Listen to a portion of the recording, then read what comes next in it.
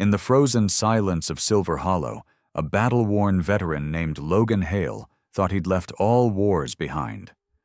His only companions were the snow, the fire's crackle, and a sky too heavy to dream beneath. But that night, while checking the woods for fallen branches, his flashlight found something else. 2 service dogs bound to a tree, their muzzles frosted, their eyes pleading through the storm. A note pinned above them read, "Let the mountain bury what it saw." Logan didn't know it yet, but saving those dogs would awaken an evil buried beneath the ice and force him to fight one last war, not for his country, but for their souls. Before we begin, tell me where you're watching from. Drop your country in the comments so we can see how far this story travels. The storm had come down from the peaks like a living thing, swallowing the small mountain town of North Cascades beneath a curtain of white. The wind screamed through the pine ridges, bending the trees like penitents before an unseen god. Windows glowed faintly through the blizzard, warm squares of gold fighting a hopeless war against the cold.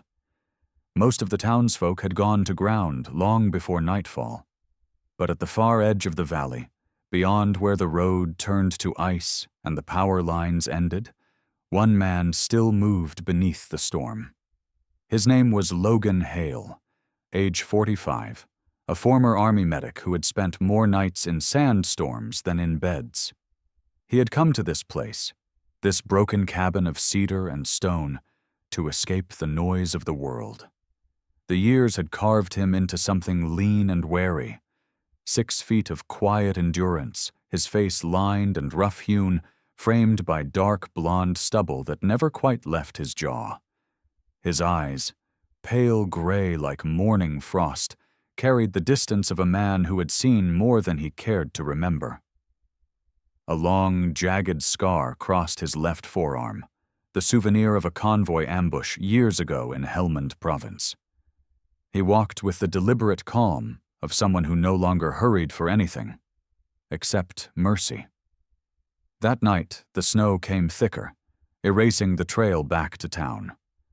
Logan had been outside securing his generator, a simple ritual before every storm. He moved with the habit of a soldier. Check the fuel, tighten the bolts, listen for the hum of the engine. Inside, the fire crackled in his stone hearth, casting a warm glow over the few possessions he owned. A stack of old field journals, a pair of worn boots, a photograph of his unit taken before the desert turned their faces into ghosts. He was about to close the door and let the night have its fury when something stopped him. It was faint, almost lost beneath the wind, a low, broken whimper. Not the cry of the storm, but something alive, suffering. He froze, breath misting in the frigid air, listening again. There it was, a sound carried between gusts, weak but desperate. He grabbed his heavy coat, the one lined with sheep's wool and patched with old field canvas, and stepped into the dark. Snow stung his face as he trudged into the tree line, boots sinking deep into powder that hid rocks and roots beneath. His flashlight beam sliced through the storm, revealing flashes of white bark, falling snow, and shadows that moved like breath. The sound grew louder, a pained, stifled growl, followed by another, softer cry. When he rounded a fallen spruce, the light caught them. 2 German shepherds tied to a thick pine trunk, half buried in snow. The first, a male, was large and powerful even in collapse. His fur was black, streaked with silver gray, his chest broad and muscles visible beneath his frost-coated coat. His name tag, barely hanging from a torn collar, read, Valor. His amber eyes, glazed by exhaustion, flicked upward at Logan. Defiant still, even on the ho-ai, edge of death. The second was a female, smaller, her sable fur clumped with ice, and one ear torn at the tip. She pressed close to the male, her body trembling violently. There was no tag, only a faded K9 insignia etched into a strip of leather around her neck. Logan crouched, his medic's instincts overtaking everything else. The ropes binding their legs and muzzles were thick, military-grade paracord, the kind used for restraint in field operations. The knots were efficient, professional. Whoever had done this knew exactly how to make suffering last. Pinned to the tree above them was a piece of paper, already stiff with ice. The words scrawled in black marker cut through the storm. "Don't interfere." Logan's jaw clenched. The cold bit through his gloves as he drew a knife from his belt, a simple field blade, its handle worn smooth from use. "Easy now," he murmured, his voice steady, low, meant for creatures who didn't know yet if the world had any kindness left. He cut through the cords at their legs first. The dogs didn't fight him. They were beyond that. When the last strand fell, Valor staggered, then collapsed against Logan's leg. The soldier caught him, one arm under the heavy chest, feeling the faint, erratic beat of his heart. The female, Luna, he would decide to call her later, pressed her head weakly into Valor's side, as if to make sure he was still there. Snow fell harder. Logan shrugged off his coat and wrapped it around both dogs, lifting them one by one. Valor was heavy, easily 90 pounds of dead weight, his body limp but still warm beneath the ice. Luna was lighter but trembling violently. Logan's breath came out in bursts as he pushed through the storm, his boots sinking ankle-deep, then knee-deep, until the cabin's shape emerged from the swirling white. He kicked the door shut behind him and lowered the dogs near the fire. Inside, the world seemed impossibly small and bright. He laid thick wool blankets over them and stirred the fire higher. Steam rose from their fur as the ice melted, releasing the smell of wet earth and blood. Luna whimpered once when the heat touched her skin. Logan fetched his field med kit, an old green canvas pouch stamped with a faded red cross, and went to work. He checked their pulses, their breathing, the dilation of their pupils. Valor's ribs showed faint bruising beneath his coat. Luna's hind leg was raw from friction burns where the rope had bitten deep. He cleaned the wounds with saline, wrapped them in gauze, his movements precise but gentle. Years of tending men broken by war had taught him the fine balance between pain and healing. "You two picked the wrong kind of monsters to cross," he muttered, more to himself than them. As he worked, something small fell from Luna's torn collar, a metallic click that hit the wooden floor. He picked it up. It was a microchip casing, snapped from its housing. Inside, the serial numbers had been scratched out. Whoever removed it had wanted these dogs to disappear without a trace. Nearby, caught in the folds of rope he'd cut earlier, were tiny flecks of white powder that clung to the fibers like dust. Logan brought it close to the light. The smell was chemical, sharp, wrong. He'd seen it before, in clinics overseas. Fentanyl residue. He leaned back on his heels, staring at the fire. Outside, the storm howled against the windows. Inside, the two dogs breathed in shallow, uneven rhythm, their chests rising and falling in sync. The note, the powder, the cut chips. It wasn't just cruelty. It was a message. Someone had tried to erase these dogs from existence because they had seen something or smelled something. They shouldn't have. Logan sat beside the hearth, the warmth slowly thawing the stiffness from his hands. He studied the animals in the flicker of firelight. Valor, even half dead, looked like the kind of creature born for loyalty. His paws large and scarred, his jaw square, his breathing deep and even now recovering. Luna was smaller, more delicate, with amber eyes that mirrored fear and trust in equal measure. She was young, perhaps 3 years old, her coat marred by frostbite along the edges. When Logan reached out, she flinched. Then, after a long pause, placed her head on his palm, For the first time in years, he felt the faint tug of purpose, the same fire that once kept him awake in field hospitals when the world was ending one patient at a time. "You're safe," he said softly. "I don't know who did this, but they'll come looking." He stood, walking to the window. The snow outside glowed blue under the moonlight, the forest still and silent beneath the storm's dying breath. Somewhere beyond the ridge, men who tied knots like that were probably burning evidence, or waiting for the storm to hide their sins. But Logan Hale, the man who had come here to forget, knew forgetting wasn't in his nature. When he turned back to the fire, both dogs were asleep, their bodies pressed together, the rise and fall of their chests steady now. He fed another log to the flames and watched as the sparks drifted upward, bright against the dark. The note still lay on the table, curling at the edges from the heat. Its words, "Don't interfere," blistered slightly in the firelight, black ink bleeding into paper like a wound reopening. Logan stared at it for a long time, then reached over and fed it to the fire. The paper curled, caught, and vanished in a brief flare of orange. "Too late," he murmured. "I already have." Outside, the wind softened, the storm retreating into the canyons.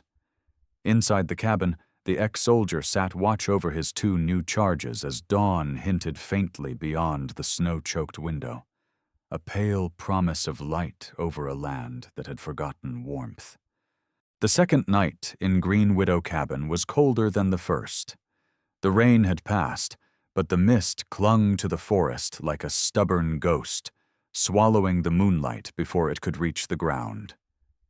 Inside, the fire in the hearth had burned down to embers, casting a dull orange glow across the warped wooden floor.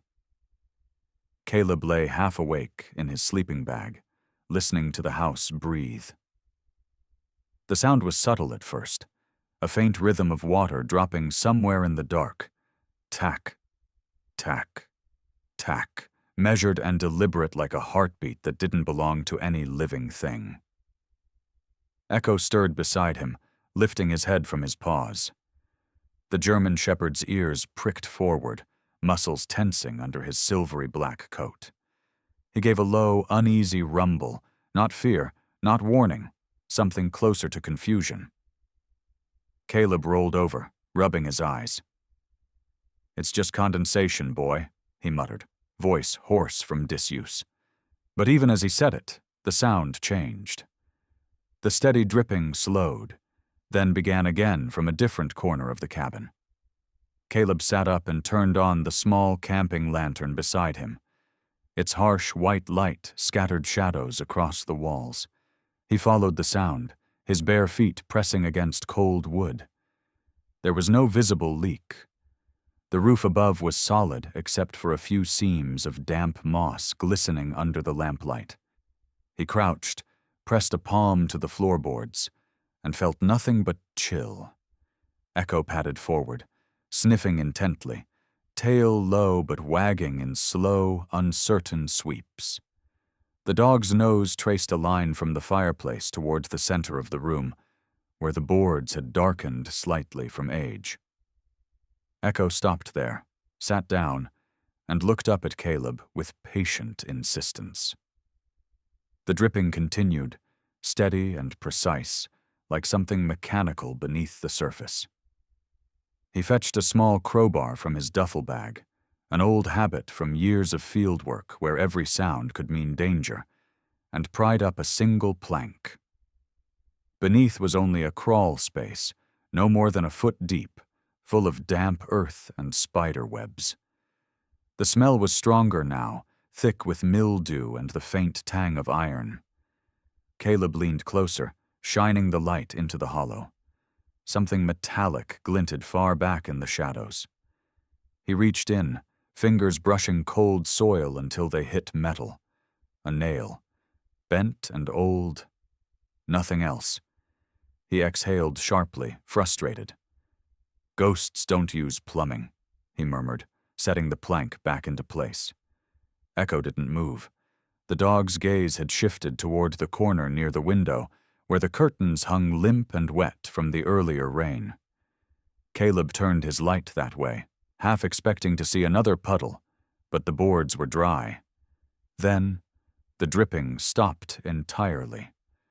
The silence that followed was thick and alive, a suffocating stillness that seemed to hum against the walls. Caleb straightened, feeling his pulse in his ears. Echo let out a soft whine and backed closer to him, tail brushing against his leg. The man rested a reassuring hand on the dog's back, feeling the steady warmth beneath the fur. "Easy, soldier," he said quietly. The wind outside shifted, brushing through the trees like an invisible hand. Somewhere deep in the cabin's frame, the wood groaned as if exhaling. Caleb tilted his head, listening. The sound came again, a slow, cavernous inhalation followed by a faint, airy sigh. The boards beneath his feet quivered almost imperceptibly. It was as though the entire house were drawing breath. For a long moment he stood motionless, his rational mind clawing for an explanation. Air pressure, wind tunnels, structural movement. But nothing fit. He crouched again, pressing his ear to the cold floor. The vibration was stronger now, a hollow rhythm pulsing from below. He fetched the lantern and crossed to the fireplace. The soot-stained bricks rose high to a chimney too narrow for anything larger than smoke. Yet as he leaned in, he heard it again. The slow inhale, the faint whistle of exhale, the cadence of something alive. He thrust the light up the flue, expecting to see movement, maybe a trapped bird or animal, but the beam found only wet stone and the shimmer of moss growing even inside the chimney's throat. He pulled back, coughing at the damp air. Echo suddenly barked, once sharp and commanding. Caleb spun, the light swinging wildly. The dog stood rigid, facing the front door, fur bristling along his spine. Outside, the mist pressed against the glass panes like a living wall, distorting the view of the forest. No footsteps, no sound of approach, just the deep, expectant hush. The barking ceased as quickly as it began. Echo trotted toward the door, nose twitching, then sat down as if waiting for something to arrive. Caleb stared for a long moment, feeling the prickle of instinct that had saved him more than once overseas. He double-checked the locks, rusted but intact, and slid the bolt shut. The drip started again, faint but now coming from under the old stove instead of the roof. Caleb approached, crouched low, and shone the light beneath. There was nothing visible except darkness, but the smell hit him stronger than before. Metal, wet earth, and something faintly sweet, like decaying leaves. He pushed a handkerchief over his mouth. The dog sniffed the same spot and gave a low growl, then stepped back. Caleb felt a chill crawl up his spine. "Something's dead under there," he whispered. But even as he said it, the drip stopped again. Silence returned, and the house seemed to settle, as though satisfied. He cleaned the soot off his hands and sat by the cold hearth, listening to the wind thread through the cracks. The rhythmic pulse faded until only the forest's breathing remained. Echo lay beside him, head resting on his knee, eyes half-lidded but watchful. Caleb stroked the dog's neck, feeling the steady heartbeat under his palm. "Maybe it's just us two hearts tonight," he said softly. But as he closed, his eyes, he swore he heard it again. Faint, patient, the slow inhale of the moss-covered walls around him, as if the cabin itself were listening back. By mid-morning, the storm had loosened its grip on the mountains. The sky was pale and cold, but the winds had quieted, leaving behind a world remade in white. Snow hung heavy on the pines, every branch sagging under the weight of silence. Inside the cabin, the fire had burned low, But Logan Hale was already pulling on his boots, layering his jacket, and checking the rifle he hadn't touched in years. Across the room, Maya Brooks studied her map again, tracing routes with the blunt end of a pencil, her auburn hair catching the weak morning light that filtered through the frosted window. The dogs, Valor and Luna, stood near the door, alert and ready, their bodies tense with the memory of something unfinished. Logan glanced outside, the air clouding from his breath as he opened the door. The world was still, but not peaceful. It was the kind of stillness that came before discovery or danger. "You sure about this?" he asked without turning. Maya folded the map and slipped it into her satchel. "You said it yourself, Logan. They left those dogs out there for a reason. We can't just sit here waiting for whoever did it to come back." Her tone carried that quiet defiance that only people born to fight the wilderness possessed. "Yeah," he muttered, checking the knife strapped to his belt. "But people who leave notes in the snow usually aren't fond of witnesses." The ranger zipped up her coat and nodded toward the dogs. "Then let's make sure we're the ones doing the finding first." They moved into the forest single file, Logan first, scanning with a soldier's instinct, Maya following with her compass, the dogs weaving ahead. The snow was deep but soft, muffling every step. Sunlight broke through the clouds in thin slats, illuminating the icy crust of drifts like shards of glass. It was beautiful in the way danger often is. Valor led confidently, his heavy build cutting through snowbanks, while Luna darted around him, nose pressed low, inhaling every fragment of scent. Her gait was quick and fluid, tail stiff, her instincts leading her back toward the place where pain had once frozen into her bones. Logan watched her, struck by her discipline. "She's working," he murmured. "She's not just working," Maya replied quietly, her voice soft but sure. "She's remembering." It took them nearly an hour to reach the grove where Logan had found the dogs. The tree still bore the marks of the ropes he'd cut. The bark stripped raw, the ground churned and frozen where their bodies had thrashed. Logan crouched beside the trunk, running a gloved hand along the grooves. Professional knots. Whoever did this knew restraint methods. Maya scanned the snow around them, squinting at faint disturbances beneath the new layer of powder. "There," she said, pointing. A shallow depression, small, circular, too even to be natural. Logan brushed away the top layer of snow and found metal, a single spent 9mm casing, dulled by frost. He held it up between his fingers, turning it under the light. "Standard issue," he said, "but clean brass, no corrosion. Fired recently." "Law enforcement or ex-military," Maya added. "We both know those aren't hard to find out here." Before Logan could respond, Luna's sudden bark cut through the air. The shepherd stood a few yards away, pawing at something half buried near a fallen log. Logan and Maya hurried over. Beneath the snow, Luna had uncovered a scrap of burlap fabric, stiff with ice, stained with a faint yellow tinge. Logan crouched and brought it close to his face. The smell hit him instantly, chemical, sharp, and artificial.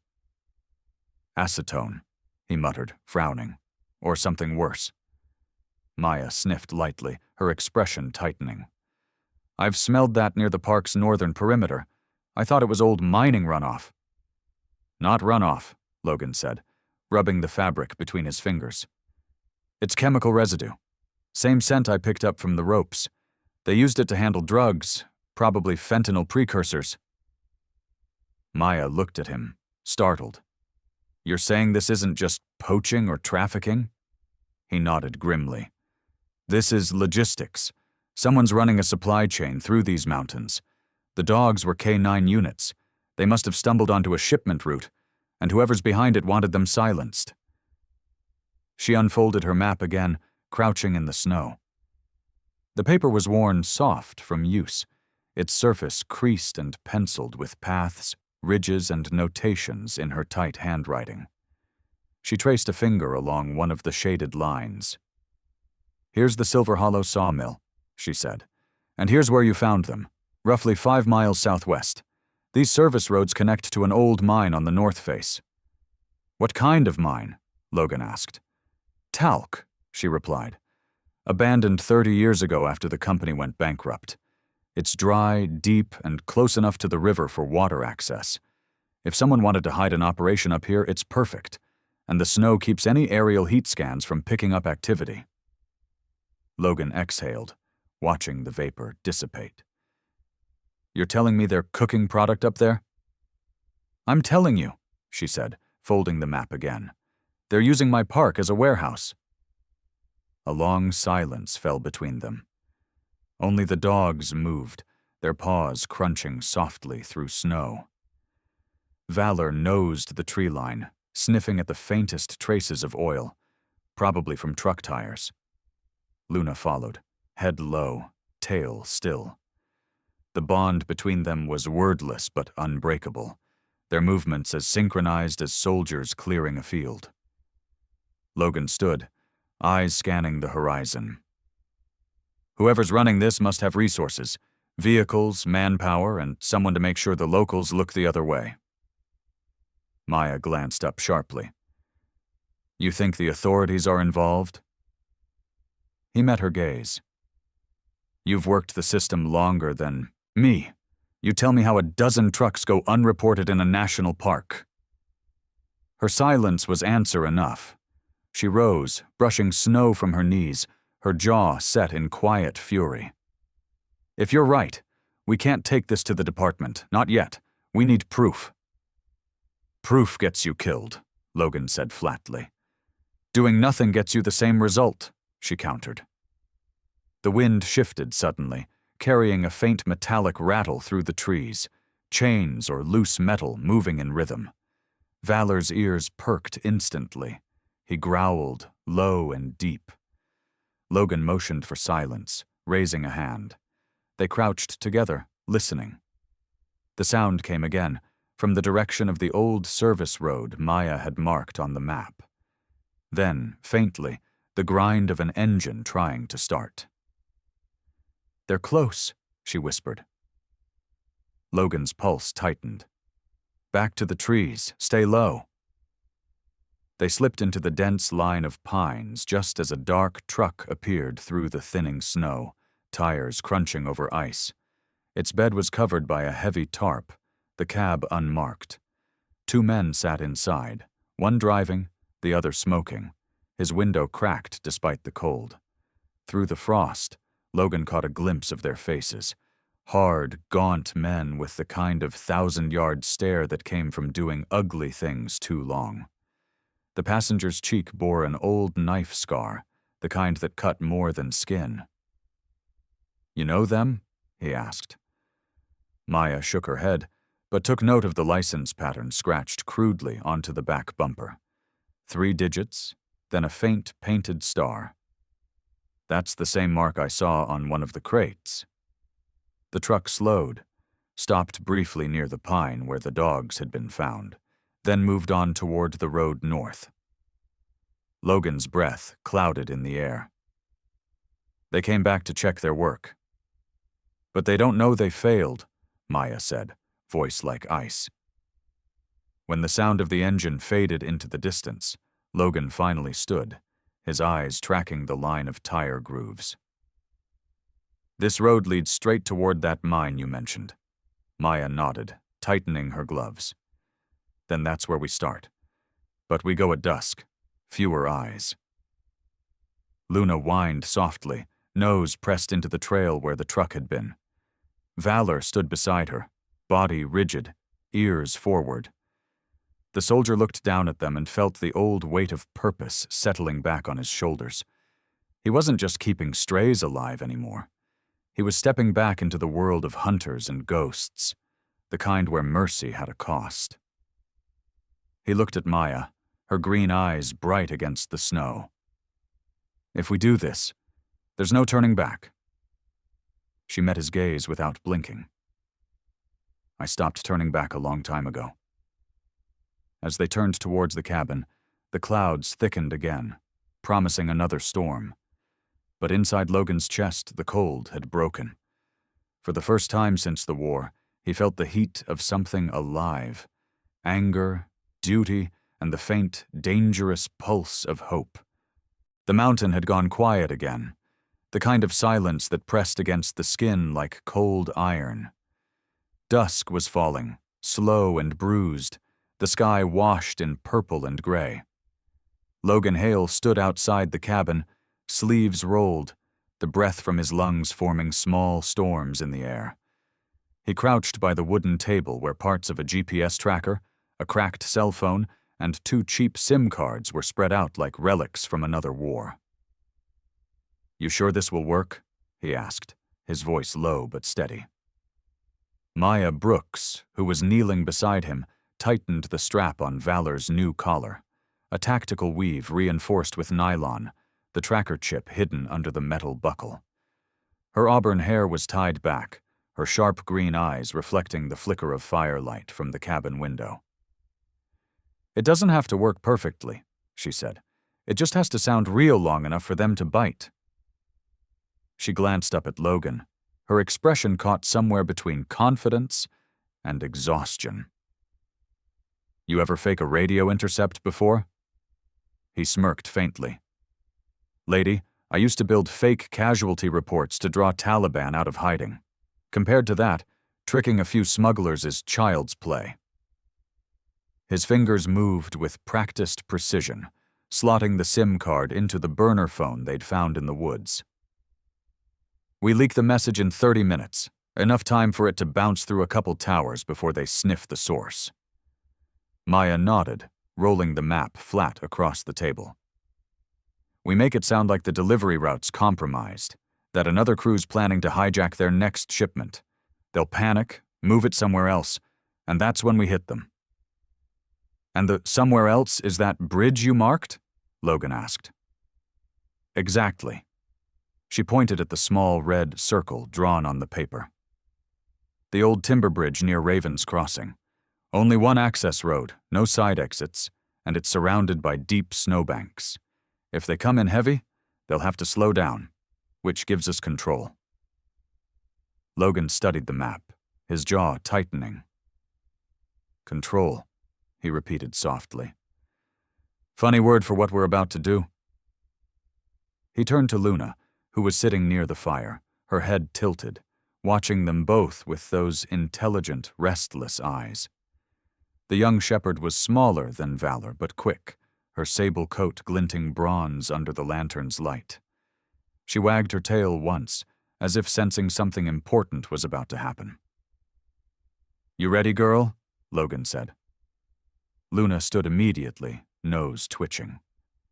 Valor rose beside her, silent and alert, his weight steady like a sentinel's shadow. "They're more ready than we are," Maya murmured. The next hours passed in focused silence. Logan crafted traps from what little they had, old fishing wire, cans, and spare hooks from his cabin. Each trap was meant to disorient, not destroy. He looped thin cords between tree trunks, creating trip alarms that would rattle when touched. From an old duffel, he pulled 2 smoke grenades, relics from a past deployment he'd never thrown away. "You planning to start a war or a fireworks show?" Maya asked, watching him tie knots with careful strength. "Just a noisy one," he replied. "Noise buys time." When night finally came, the snow had hardened into a brittle crust that crunched underfoot. The sky was moonless, only the dim reflection of starlight giving shape to the forest. The wooden bridge of Raven's Crossing lay ahead, stretching over a frozen ravine, the planks slick with ice, the guardrails warped by years of neglect. Logan crouched near the southern post, planting a can line that would jingle softly if anything heavier than a fox approached. "Once we hear that," he whispered, "we move."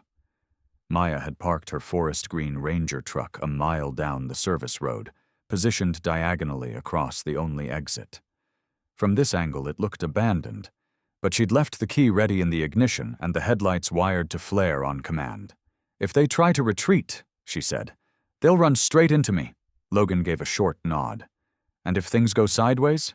She smiled faintly, the corner of her mouth lifting. "Then it'll be one hell of a story for someone else to tell." Midnight came quietly. The wind carried the faint sound of engines long before the headlights appeared. Logan motioned to the dogs. Valor stood rigid, his dark fur blending into the night, while Luna lowered herself to the snow, almost invisible. The hum grew louder. 2 trucks, moving slow, lights off. He could hear the chains on their tires, the muted rattle of metal under tarp. 2 vehicles, he murmured. "Just like we wanted." The first truck rolled onto the bridge, its wooden planks groaning under the weight. The second followed close behind. Logan's hand tightened around the grip of his rifle, but he didn't move. Valor crept forward at his signal, tail low, silent. Luna ghosted beside the bridge, her paws soundless over the snow. Through the scope of his rifle, Logan saw the silhouettes, 4 men between the 2 vehicles, one holding a flashlight, the others scanning the tree line with wary precision. "They're expecting trouble," Maya's voice whispered through the earpiece. "Good," Logan answered. "Let's give them some." He waited until the second truck cleared the slope. Then he tugged the wire. The cans rattled faintly, echoing in the stillness. The men froze, flashlights cutting across the dark. "What was that?" one barked. The question barely left his mouth before Logan pulled the pin on a smoke grenade and rolled it across the snow. It hissed violently, filling the air with thick gray vapor. Confusion erupted. One of the men fired into the trees, the muzzle flash lighting his mask. That was all Logan needed to see. His aim shifted, one controlled shot snapping through the rifle, striking the wood inches beside the man's foot. The shot wasn't to kill, only to remind them that they were not alone. "Move," someone shouted. "Get the truck across." But the bridge groaned under their tires, the old beams shuddering from the weight. Valor charged from the fog like a streak of living thunder, barking loud enough to shake the air. One gunman turned too late. The shepherd slammed into his legs, knocking him flat. The man's gun clattered away, lost in the smoke. Luna followed from the side, her smaller frame moving with fierce precision, launching straight into another's knees, teeth flashing once before she bounded back. "They're flanking!" yelled a voice. Maya's headlights flared alive from the far side of the bridge, blinding white light slicing through the smoke. "Police! Hands up!" she shouted, voice carrying command that was both real and rehearsed. For a moment, the chaos froze. Then one of the men lunged, dragging her door open, a pistol raised. "Drop it!" he barked. The motion was quick, desperate. Logan's blood went cold. "Luna!" he roared. The shepherd reacted before thought, sprinting across the bridge and slamming into the man's legs. His shot went wide, splintering the truck mirror instead of Maya's head. Valor was there an instant later, pinning the man's arm until he dropped the weapon. Logan fired once more, a sharp crack that pierced the night, the bullet carving through the edge of the bridge post, a warning shot that made every remaining man freeze in terror. "Enough!" he shouted. "Drop your weapons!" The smoke thinned slowly, revealing the chaos beneath. 2 men disarmed, one limping, another face down in the snow. Maya kicked the last pistol into the ravine, her chest rising hard from adrenaline. From the lead truck, a new voice rose, calm, deep, and cold. "That's enough." A man stepped out, his gloved hands raised halfway. He wore a brown shearling coat, neatly pressed jeans, and boots too clean for a laborer. His face was pale, square-jawed, and framed by a short, deliberate beard flecked with gray. His eyes, pale blue and unblinking, carried an unsettling calm. "Name's Elliot Crane," he said evenly. Manager of Silver Hollow Storage. You're making a mistake. Maya's face hardened. Crane, you donate to the town's winter fund, the church dinners, the rescue foundation. His lips curved into something that wasn't quite a smile. And business is good because of it. Logan's rifle stayed trained on his chest. You're not just moving supplies, he said. You're laundering them. Crane shrugged. Call it what you like. The town stays fed. I stay paid. He glanced at the wounded men, his calm faltering just enough to reveal annoyance. But you shouldn't have come here. You've drawn a line you can't uncross. Logan stepped closer, eyes sharp. Maybe. But now you'll have to explain to the sheriff why your trucks are full of nothing but powder and lies. Crane's smirk faded. You won't live long enough to make that call. But before he could finish, Valor growled low, his teeth bared, Luna flanking beside him. Crane froze, realizing the truth. He was no longer the hunter. The trap had turned. The snow had begun to melt, running in thin silver rivulets down the slopes of the Cascades. Winter's grip was loosening, but its memory lingered in every cold breath of air.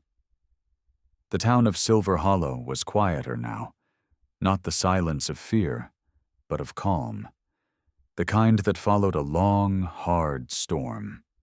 Logan Hale stood by the porch of his cabin, the same one that had once echoed with the sound of battle and broken dogs.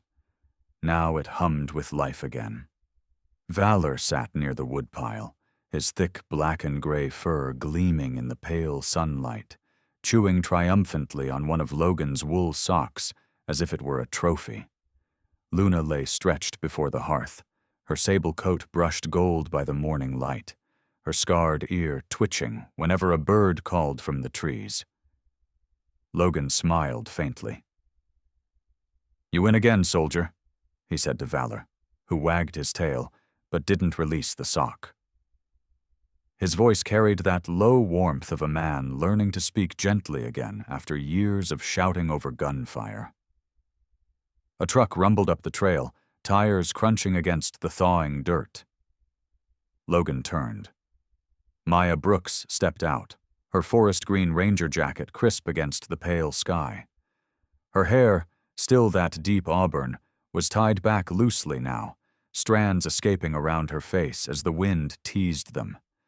There was a new calm in her movements, measured, grounded, but also a spark of pride in her green eyes. You're late, Logan called, feigning sternness. Had to stop by the ranger station, she said, slamming the door and hoisting a cardboard box from the truck bed. Paperwork, grants, interviews. You'd be amazed how much red tape it takes to start something good. She placed the box on his porch table. Inside were fresh pamphlets stamped with a clean new logo, Silver Hollow Wildlife Rescue and Rehabilitation Center.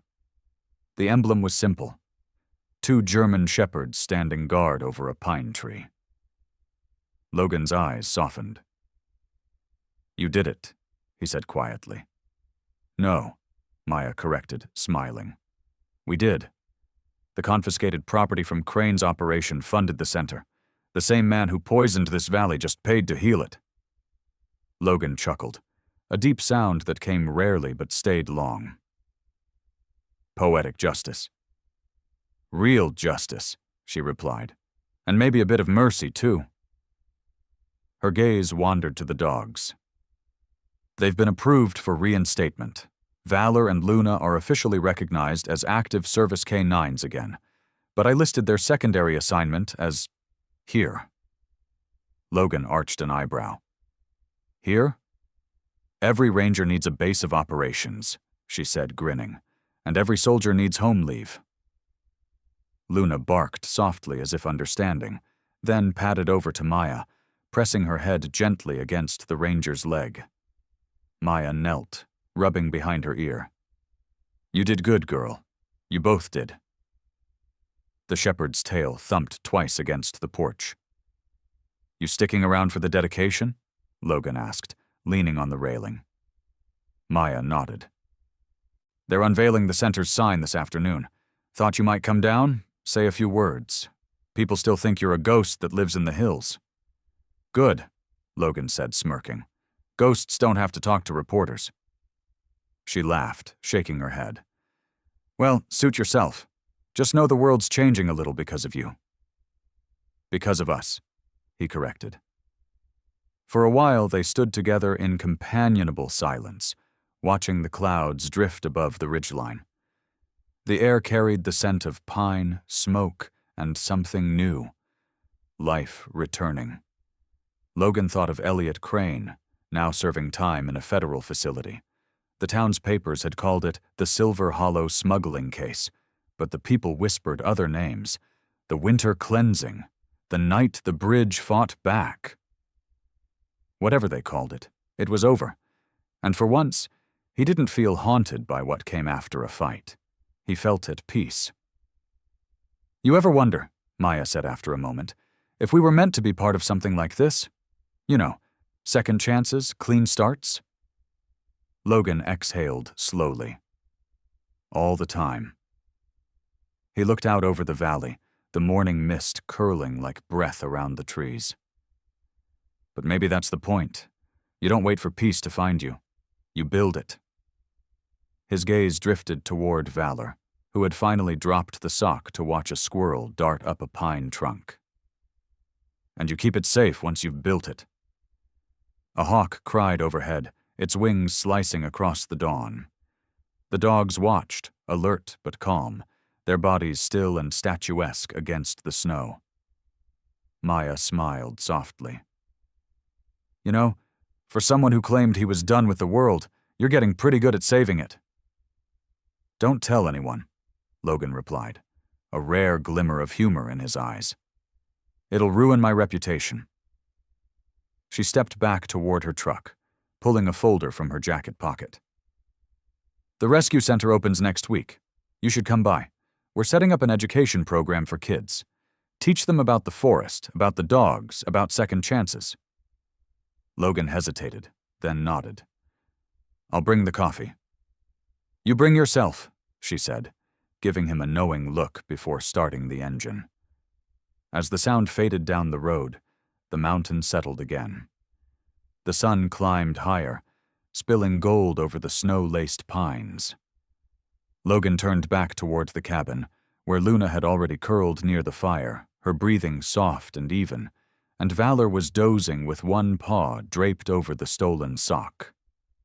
The warmth of the flames flickered against the walls, painting the room in gold and amber. He reached for the kettle, poured a cup of coffee, and stood by the window, looking out at the endless sprawl of forest. It was no longer the place he came to escape the world. It was where he had chosen to rebuild it. He raised his mug slightly, a quiet toast to no one and everyone. "Here's to peace," he murmured. "The eo kind you earn." Then, setting it down, he knelt beside Valor, scratching the dog's thick fur. "Guess you're staying, huh?" The shepherd opened one eye and gave a low, content huff. "Yeah," Logan said with a faint smile. "That's what I thought." Outside, the wind stirred through the trees like a whispering hymn. The first buds of spring had begun to push through the frost, small and stubborn. Logan stepped out onto the porch, feeling the sun against his scarred hands. He looked over the valley and spoke softly, a vow meant only for the forest to hear. "From now on," he said, "this place stays safe, for people, for dogs, for every lost soul that finds its way here." And somewhere deep in the woods, as if in answer, a wolf howled once, long and low, before the sound faded into the rising light. Sometimes miracles don't come as thunder or lightning from the heavens. They come quietly, through the steady hands of a soldier who refuses to turn away, through a ranger who chooses compassion over comfort, through two loyal dogs who never stopped believing in love even when left to die in the snow. God doesn't always calm the storms around us, but He gives us the strength to stand in them, to build peace where there was only silence, and to protect life where others saw nothing worth saving. Maybe that's what grace truly is. Not an escape from the darkness, but the courage to light a fire within it.